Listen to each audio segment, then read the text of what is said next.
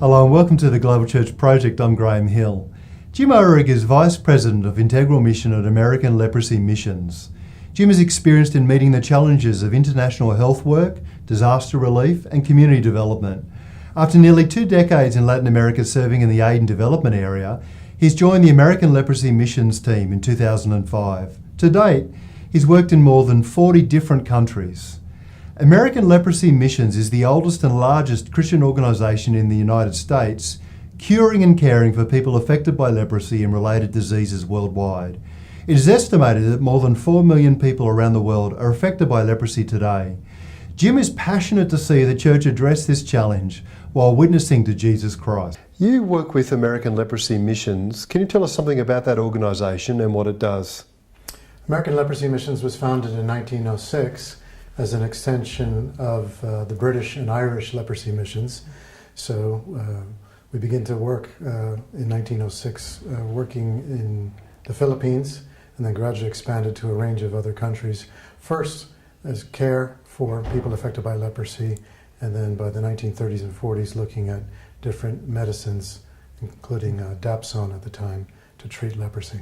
Now, the experience of people who have leprosy, does it vary depending on what country they're in, what caste they are, whether they're a man or a woman? Do those things make a difference in terms of the discrimination they face and their suffering? Absolutely. In certain places in the world, but not many, stigma is not a big problem. There's places in Brazil, in fact, where people don't really pay attention to a person that has had leprosy, or as it's called in Brazil, Hansen's disease. But you can travel 100 kilometers away, up or down the river, and that particular ethnic group or language group may have a big problem with it, and there may be a big problem with stigma for people. So it varies from place to place. India is the #1 country in the world for new cases of leprosy. About 75% of all new cases come from India. And India, if you're a Dalit, you're already sort of at the bottom of the ladder, so to speak, and then you have leprosy, you're at the bottom of the bottom. And stigma becomes a tremendous problem there, because climbing out of poverty is no easy task under any sort of normal circumstance. For someone affected by leprosy, it becomes almost impossible. How can churches be a part of the solution? There's 2 ways churches can participate. One is for the churches that are in the field. Churches are key partners for us. The church is present in the community. The church is the eyes and the ears of the community. So we count on churches to help with referral work. Once there's awareness has been raised and people have been oriented in the community, they're able to refer people to the health system where early diagnosis can take place. That's an important part. Secondly, the church can also provide continuing care for people affected by leprosy and similar diseases, for prevention of disabilities. And it takes a community to raise a child, but it also takes a community to care for someone with a disability.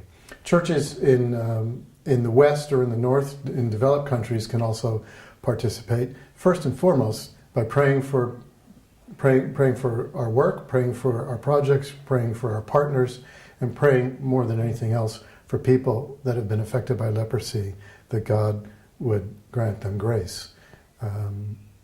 Beyond that, of course, we're always interested in partnerships with local churches so that they're able to participate and walk together with us as we seek to care, cure, and end leprosy. What are the greatest challenges and difficulties that you face in your role and ALM faces more generally? I'll tackle the second one first. One of the biggest problems American Leprosy Missions has, and other leprosy-related organizations have, is that people don't think leprosy exists anymore. I encounter people every day that say, "Oh, is leprosy still a problem?" Or, "I remember that from church, or from Sunday school, or from motorcycle diaries, or from some film or book that they've read." Or The Island was a very famous book a number of years ago.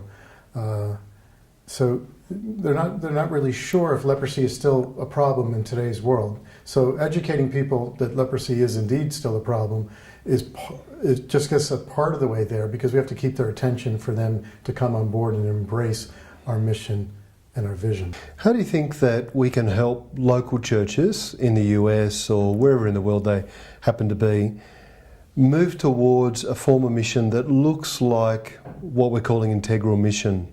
I think one of the key things for that is presence, to be present.